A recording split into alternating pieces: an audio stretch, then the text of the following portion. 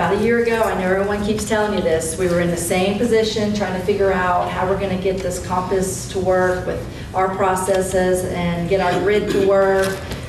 So everyone has the same apprehension, but it will get easier. And some people might have more experience with case management than I did. So you might even have an easier job than what I went through.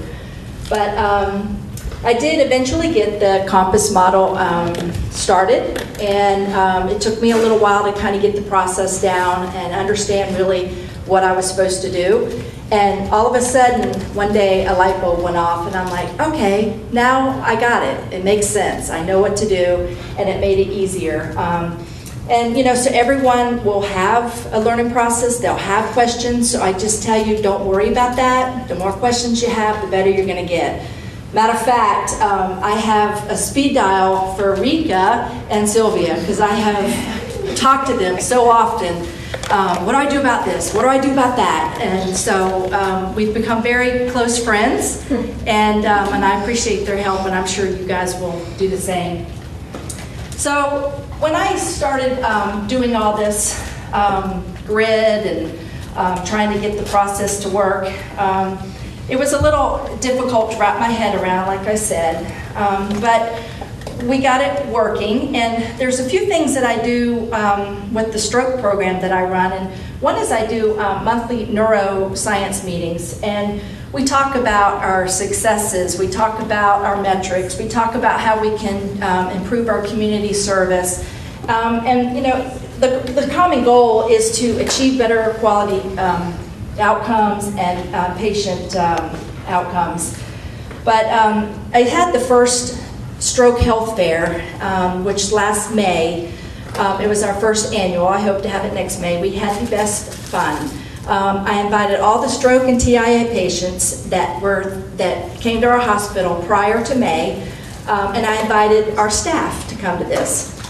And we had food and drinks, and I had a boom box, but I don't think they call it boom box nowadays. That's back when I was growing up, and it was pretty cool. But it has a microphone, and it has a stereo, and we had the music playing, and we had different people that rehab, we had spiritual care, we had a CPR station, and had just different representation to try and educate the staff and educate our patients as much as possible.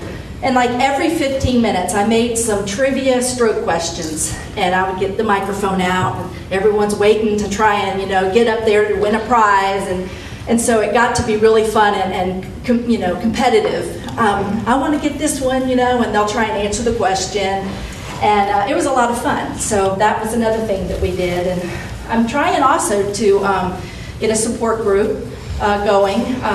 I've had it tried for 3 months, and I know what I want to do. I know what I want to talk about and how I want to educate, but I'm kind of having a hard time getting the people to come back to the hospital. So that's what I'm working. So if anybody has any suggestions of how they've done that, I'm glad to hear it.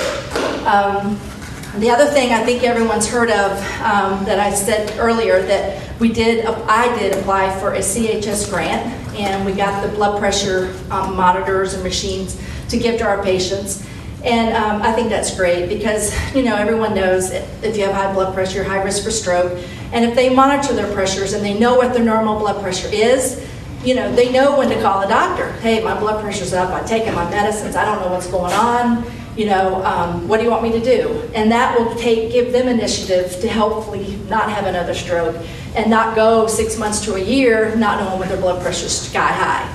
So that was one thing that I wanted to get going really quickly, and I was very fortunate to have that.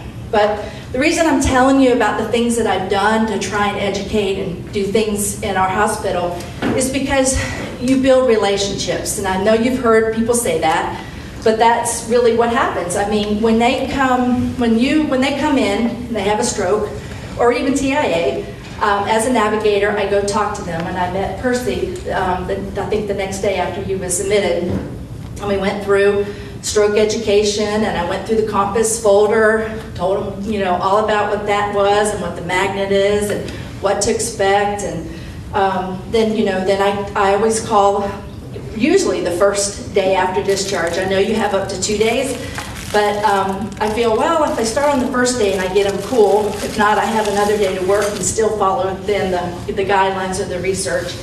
So, so then you talk to them then, and then you know about the seeing them in clinic, and you're asking questions there, and then the 30 and 60 day and all that. So you build a relationship with your patients. And I've been an ICU nurse for 30 years prior to taking this position that I'm in now. And ICU, they're there one day, they're not the next day, or they're there for a long time, and then they go to LTAC. And you never know what happens to your patients. And so this way I feel so satisfied because I know what my patients are doing, and I know that they're okay, or they need help, or they don't need help, or whatever.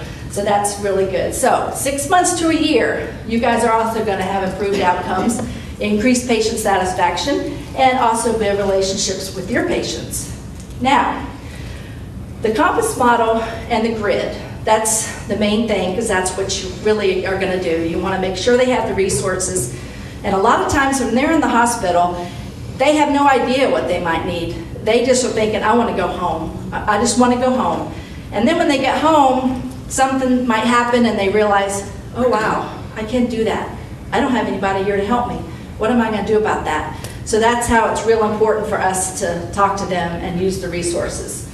So one of the resources that has been my saving grace is the Community Care of North Carolina, or the RX Pharmacy. And you can read the slide here that the goal of this pharmacy is to improve quality of care and patient outcomes related to medication use. They want to enhance patients' overall health, and they want to reduce the total cost of care. People that benefit from this are, North Carolina Medicaid, North Carolina Health Choice, Medicare, Medicaid, so they can get help without having to pay extra additional cost. And there's a website for people to look and learn more about it if you don't know about it now. But patient safety is, I think, their #1 goal. And the reason I say that is because people that have strokes have different problems. Some people can't afford to buy their medicines. Some people can't open their medicines because, their hand's not working right or whatever. Or some people can't drive, at least till they see their neurologist, a couple weeks later. Or sometimes they can't drive for a long time. So they run into some problems. And this Community Care of North Carolina does so much stuff over than the regular pharmacy, that what they do. They'll make the packaging to where they can open it better. They'll bubble wrap it. They will do a vital signs, make sure their vital signs are good. They'll do a PHQ-9, they'll check for depression. They deliver their medicines to them. If they can't come get it or whatever, they'll bring it to them. They do smoking cessation, they'll build a Medicaid and Medicare. I mean, it's amazing that they are people that can do this and help our patients like they have. And I can't speak any more wonderful praises than I have, because that's the one thing I really have used a lot. But the last patient that I helped use in the RX Pharmacy was Percy Miller. He had a stroke last August, and like I said, I met him while he was in the hospital. His wife wasn't there. Matter of fact, I met her the next day when I called. I asked for Percy, and he was busy or was unavailable, so I talked to Christy. And Christy kind of started telling me her story, and I don't want to get into it because I don't want to take away from her. I'm going to let her tell you her story. But I do want you to introduce them, saying that they've been married for 17 years, and they have 5 children together. Christy has the child daycare in her home, and Percy is a fence builder. They both take care of Christy's elderly mother. So you can tell they're very outgoing, very busy, and have a busy lifestyle. So I want to express my sincere gratitude for you coming and taking the time to talk to these people about how COMPASS Intervention has helped you. Okay? Thank you. Welcome, Christy.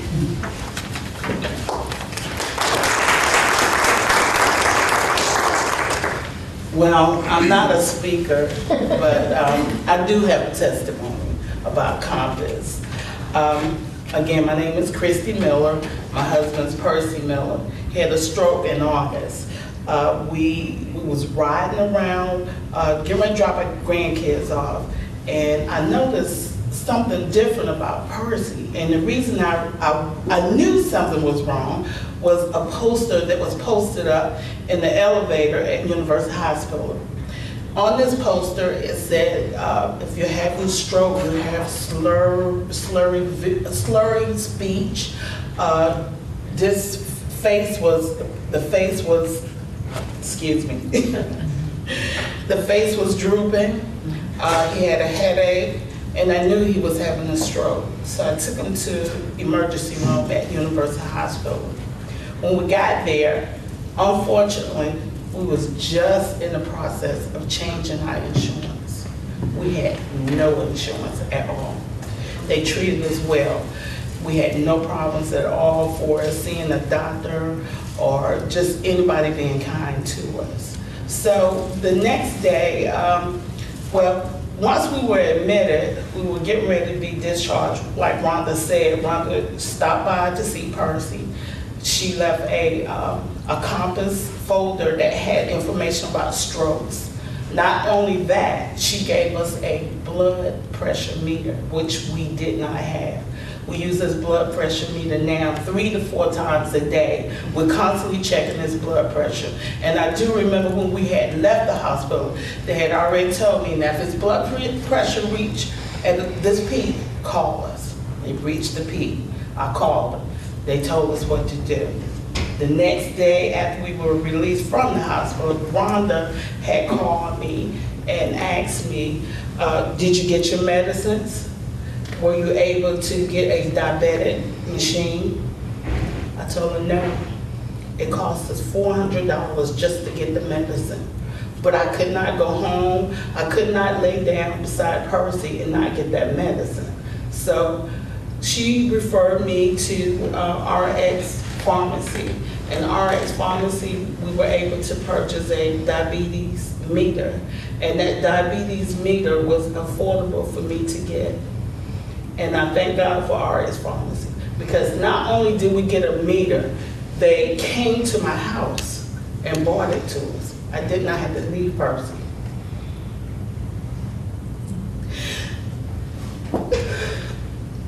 Excuse me. It's all right. That's my heart. That's my partner. So I just couldn't leave, and I spent my money that we had to pay bills with. Ron referred us to somewhere else where we can get our bills paid. Thank you, Ron. But I'm sorry, y'all, that I'm not communicating with you the way I wanted to communicate with you. But I am grateful. I'm grateful for what you have did to introduce us to Compass. Like I said, not only they gave us a blood pressure meter, I was able to get a diabetic machine to get the meter so I can get his diabetic reading every day. So I'm sorry, Percy, I couldn't do it the way I wanted to do it. But I thank Compass for what they have did. And I hesitated when she asked me to come, but then I said, how could I not go when Compass has helped us to be able to do the things that we do, and we may can help someone else. So I want to say thank you, Compass. Thank you, Rhonda. Sylvia, thank you for inviting me so that I can stand up here and blab off with my mouth about what was done. But I am grateful, and my husband is grateful too. He's very grateful. And I just thank God that we're alive. He's well, he can get up and talk himself, but he put me up here. Thank you.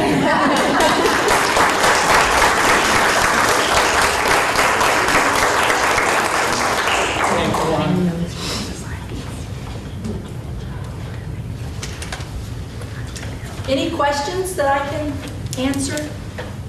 I know at the end, all the questions have been answered, so, which is good for me, I guess. Thank you.